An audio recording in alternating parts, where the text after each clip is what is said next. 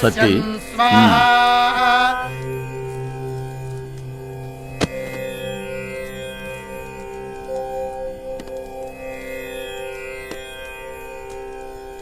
Ayushman Bhava.